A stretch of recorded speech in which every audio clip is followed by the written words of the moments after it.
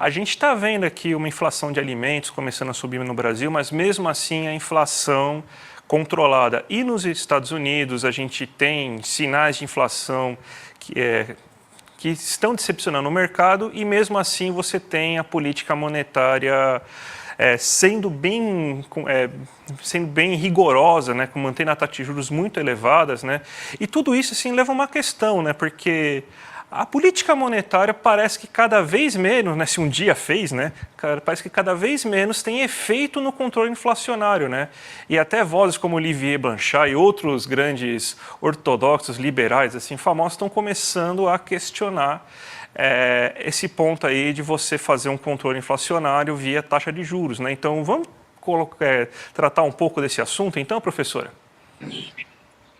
Vamos sim, ótimo, André, ótimo ponto.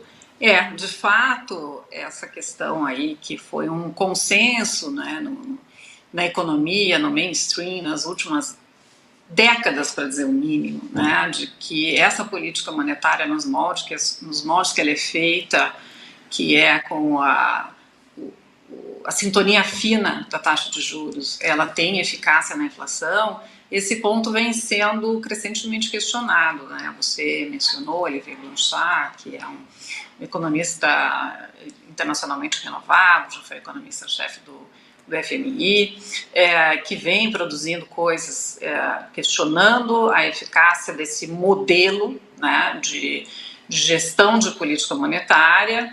Eu, na semana passada, não sei se você teve já a oportunidade de ouvir, mas eu li uma transcrição de uma fala que o Mário Draghi, né, que foi presidente do Banco Central Europeu, também questionando esse modelo de gestão da política monetária, sobretudo para um mundo com as características que nós temos hoje, né? Esse mundo pós-pandemia, pós-invasão da Rússia na Ucrânia, que traz toda aí uma reorganização para essa coisa da oferta, né? Então, de fato, concordo com você, acho que esse é um tema muito importante.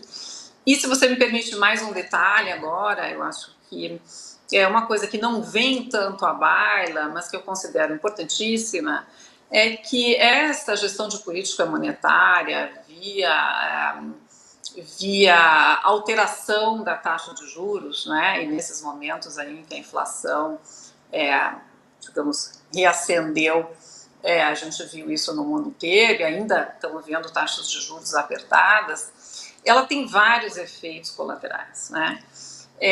Então, se é questionada essa sua eficácia sobre os preços, eu acho que uma coisa que não é dita, mas que é muitíssimo importante, é que uma política monetária contracionista nesses moldes produz uma enorme concentração de renda, né? Porque é diretamente transferência de renda para aquela parcela da população que é a parcela poupadora da população, né? Aquela parcela que tem poupança financeira. Enquanto, de outro lado, a parcela que é a parcela devedora da população tem um enorme encargo sobre si. Então, acho que esse é um tema que precisa ser refletido também dentro desse quadro mais geral aí de questionamento desse modelo de gestão aí da política monetária.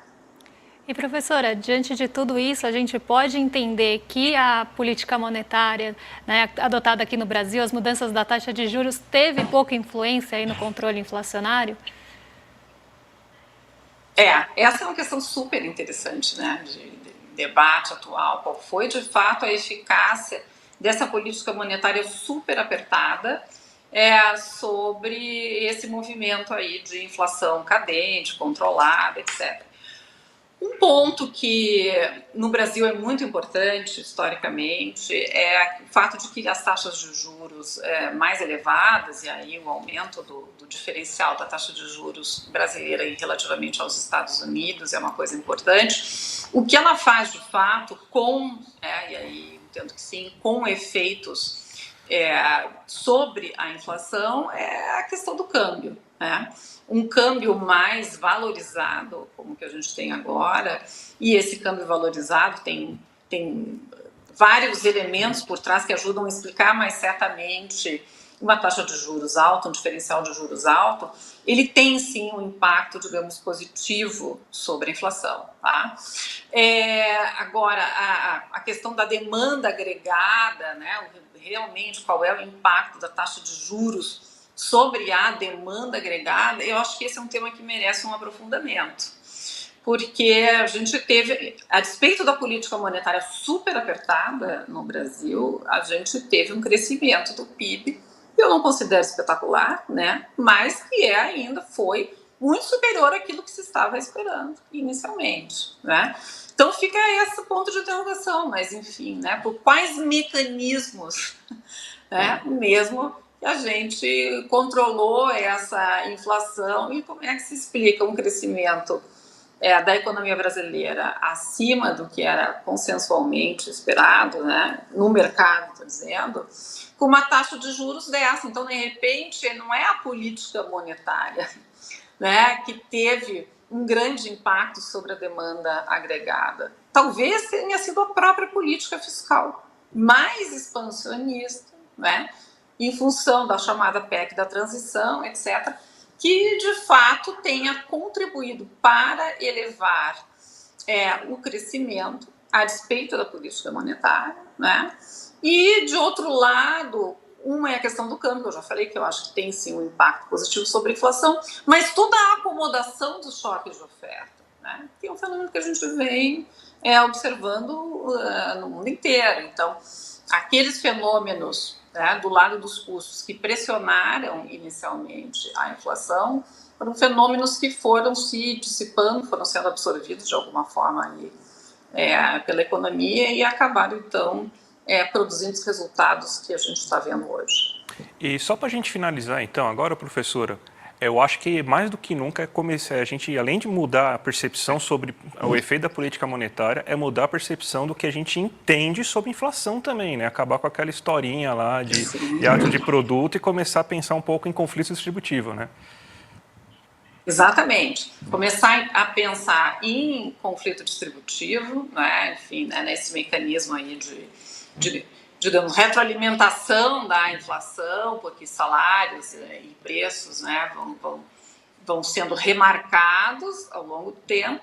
E tem outras coisas que eu acho que tem que pensar também, né, André, que é a questão dos choques de oferta, né, de seus efeitos secundários, são efeitos derivados de um conflito distributivo, e a gente vai ter muito choque de oferta, né, nos próximos tempos, porque infelizmente estamos aí nesse momento de emergência climática e a gente já viu, né, e está vendo que esse fenômeno ele tem impactos enormes na economia, né, em geral negativos. Então, assim, problemas de safra, né, por exemplo, cheias, etc., inundações, isso tudo vai ter impacto sobre a inflação e a gente precisa entender melhor o fenômeno inflacionário, né? Abandonar essa historinha, digamos, tradicional de que a inflação é um fenômeno de demanda e que para tratar, então, desse superaquecimento da demanda, a gente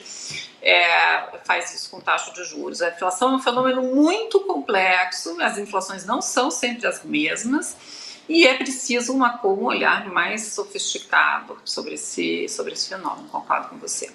Bom, só queria agradecer então a presença da senhora, professora, muito obrigado aí, pode falar o seu recado final aí pra gente.